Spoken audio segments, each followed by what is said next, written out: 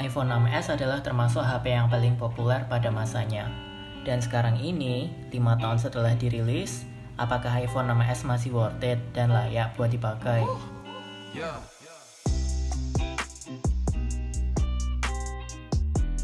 Hey guys, selamat datang di channel Gawai. Dan di sini gue akan nge-review iPhone 6s di tahun 2021. Oke, kita mulai dari segi desain.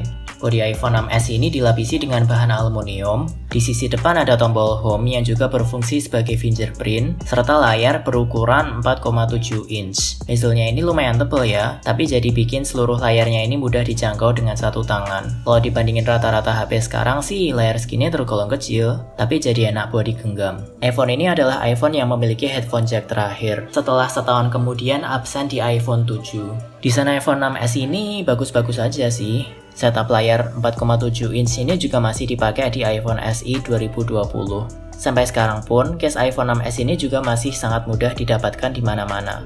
Buat performanya, prosesor Apple A9 menurut gue masih bisa menghandle penggunaan sehari-hari dengan baik. Dan kapasitas RAM yang hanya 2GB nggak jadi masalah buat jalanin beberapa aplikasi secara bersamaan. Bahkan masih bisa jalanin software iOS terbaru sekarang ini, iOS 14, dengan lancar. Selama pemakaian gue 2 minggu ini sih, gue jarang menemui aplikasi yang force close secara tiba-tiba atau sekedar nge-freeze, masih bener-bener lancar.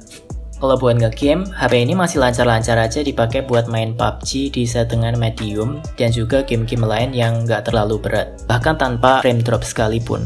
Tapi suatu hal yang menurut gue kurang nyaman dipakai buat nge-game dan sekaligus juga sebagai kelemahan iPhone adalah baterainya. Ngomongin baterainya nih, ini suatu hal yang jadi deal breaker beberapa Android user buat nggak pindah ke device iOS. Cuma dibekali baterai 1715 mAh aja, bikin ketahanan daya iPhone 6s ini ya boros. Apalagi buat jalanin software dari tahun ke tahun yang semakin berat. Buat pemakaian gue di battery health 71% ini, rata-rata bisa ngecharge dari 2-3 kali buat seharian. Itu dengan kecerahan layar 50% dan pakai WiFi. Artinya akan lebih boros jika pakai seluler. Clean on time-nya buat sekali charge bisa antara 2-3 jam. Dan seminggu kemudian, pas gue ganti baterainya pakai baterai Baseus berkapasitas 2200 mAh, baterai health-nya kembali 100%. Dan dengan pemakaian ringan seperti sosmed dan browsing-browsing, sehari bisa sekali charge doang. Itu dengan screen on time antara 4-5 jam buat sekali charge dengan brightness 50% dan pakai WiFi. Cuman dengan gak adanya fast charging di HP ini, bikin durasi ngecharge tuh ya lama banget guys. Dengan baterai 2200 ini tuh ngecas dari 5% sampai 100% itu makan waktu yang lama, yaitu 3 jam. Ngomongin kameranya, sebenarnya buat standar sekarang sih, kamera HP ini tuh biasa aja. Nggak ada fitur AI atau mungkin night mode kayak di HP-HP sekarang. Bahkan sensornya cuma 12 megapiksel aja. Cuman ya enaknya foto pakai iPhone itu cepet buat ngejepret.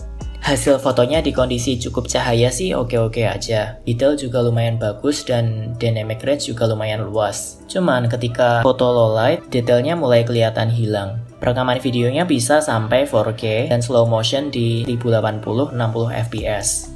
Oh iya, seluruh audio suara gue ini juga hanya direkam dengan menggunakan iPhone 6s.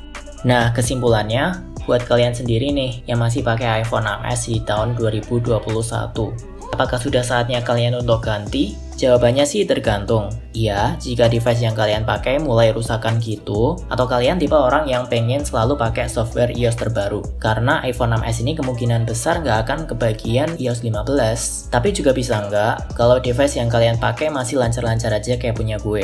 Karena walaupun sudah dirilis 5 tahun lalu, beberapa device iPhone 6s harusnya masih lancar-lancar aja.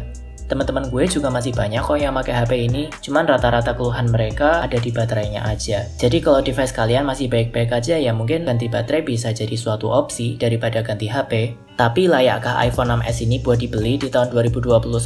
Jawabannya enggak. Kenapa? Selain karena kemungkinan besar iPhone 6s ini nggak kebagian iOS 15, baterai iPhone 6s ini boros guys. Walaupun memang kalau diganti baterainya bisa kayak baru lagi. Tapi ya di range harga yang sama, yaitu di harga 2,5 jutaan, sekarang banyak HP mid-range yang lebih worth it daripada HP berumur 5 tahun ini. Tapi kalau kalian nekat beli iPhone 6s di tahun 2021 ini, saran gue sih ya jangan beli yang 16 atau 32, belilah yang minimal storage 64 atau 128. Dan juga siapkan power bank karena baterainya ya bakal boros, apalagi kalau nggak diganti. Nggak usah kemakan omongan penjual, borosnya baterai tergantung pemakaian. Soalnya ya emang boros guys. Dan segitu dulu videonya, atau mungkin gimana pendapat kalian tentang iPhone 6s ini? Share di kolom komentar di bawah, and see you in the next video.